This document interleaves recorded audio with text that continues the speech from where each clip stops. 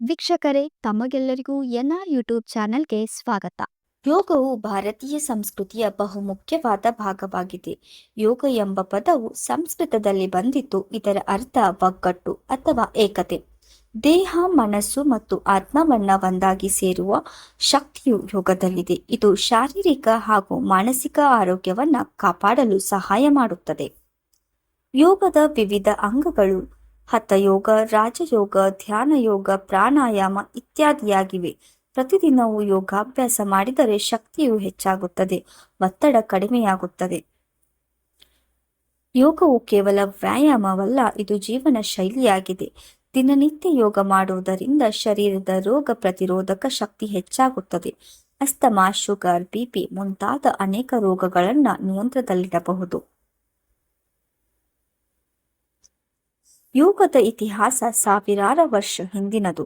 ವೇದಗಳಲ್ಲಿ, ಉಪನಿಷತ್ತಿನಲ್ಲಿ, ಪತಂಜಲಿ ಮುಂತಾದ ಋಷಿಗಳು ಗ್ರಂಥಗಳಲ್ಲಿ ಯೋಗದ ಮಹತ್ವವನ್ನು ವಿವರಿಸಲಾಗಿದೆ. ಪತಂಜಲಿ ಮಹರ್ಷಿಯವರು ಯೋಗಸೂತ್ರ ಎಂಬ ಗ್ರಂಥದಲ್ಲಿ ಯೋಗದ ಸಿದ್ಧಾಂತಗಳನ್ನು ಸುಂದರವಾಗಿ ವಿವರಿಸಿದ್ದಾರೆ. ಹಠಯೋಗ, ಭಕ್ತಿಯೋಗ, ಕರ್ಮಯೋಗ, ಜ್ಞಾನಯೋಗ ಇವೆಲ್ಲವೂ ಯೋಗದ ವಿವಿಧ ಮಾರ್ಗಗಳಾಗಿವೆ. ಯೋಗದ ಲಾಭಗಳು ಅನೇಕ. ಪ್ರತಿದಿನ ಯೋಗ ಅಭ್ಯಾಸ ಮಾಡಿದರೆ ದೇಹ ಆರೋಗ್ಯವಂತಾಗುತ್ತದೆ. ಯೋಗದ ಒಂದು ಪ್ರಮುಖ ಅಂಗವಾದ ಧ್ಯಾನ ಅಥವಾ ಮೆಡಿಟೇಷನ್ ವ್ಯಕ್ತಿಯ ಮಾನಸಿಕ ಒತ್ತಡವನ್ನು ಕಡಿಮೆ ಮಾಡುತ್ತದೆ. ಅಧ್ಯಯನದಲ್ಲಿರುವ ವಿದ್ಯಾರ್ಥಿಗಳಿಗೆ ಒತ್ತಡ ನಿವಾರಣೆ, ಮನೋನಿಬಂಧನೆ, ನೆನಪಿನ ಶಕ್ತಿ ಹೆಚ್ಚಿಸುವಲ್ಲಿ ಯೋಗ ಸಹಾಯಕವಾಗಿದೆ.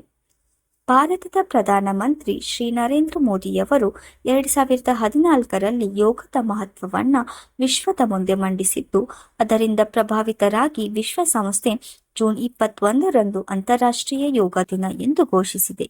ಈ ದಿನದಂದು ವಿಶ್ವದಾದ್ಯಂತ ಲಕ್ಷಾಂತರ ಜನರು ಯೋಗದಲ್ಲಿ ಭಾಗವಹಿಸುತ್ತಾರೆ. ವೈದ್ಯಕೀಯದ ದೃಷ್ಟಿಯಿಂದಲೂ ಯೋಗವು ಬಹುಮುಖ್ಯ. ಇತ್ತೀಚಿನ ಅಧ್ಯಯನಗಳು ಯೋಗದ ಮೂಲಕ ಹಲವು ಮಾನಸಿಕ ಹಾಗೂ ದೈಹಿಕ ಕಾಯಿಲೆಗಳನ್ನು ನಿಯಂತ್ರಿಸಬಹುದೆಂದು ತೋರಿಸಿವೆ.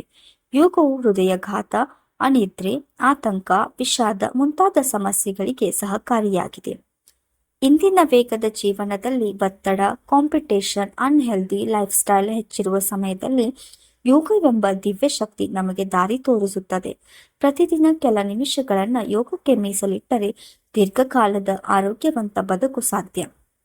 ಯೋಗವು ನಮ್ಮ ಸಂಸ್ಕೃತಿಯ ಆಳವಾದ ಭಾಗವಾಗಿದ್ದು, ಇದರ ಪಾಲನೆ ಮಾಡುವುದು ನಮ್ಮೆಲ್ಲರ ಜವಾಬ್ದಾರಿಯೂ ಹೌದು. ಯೋಗವೆಂದರೆ ಕೇವಲ ವ್ಯಾಯಾಮವಲ್ಲ, ಅದು ಜೀವಿತದ ಶೈಲಿ. ಪ್ರತಿ ವರ್ಷವೂ ಜೂನ್ 21ರಂದು ಅಂತಾರಾಷ್ಟ್ರೀಯ ಯೋಗ ದಿನವನ್ನ yoga for one earth one health ಎಂಬ ಥೀಮ್ನೊಂದಿಗೆ ಆಚರಿಸೋಣ.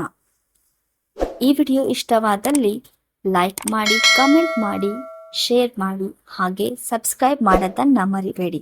ಮತ್ತೆ ಭೇಟಿಯಾಗೋಣ ಮುಂದಿನ ವಿಡಿಯೋದಲ್ಲಿ.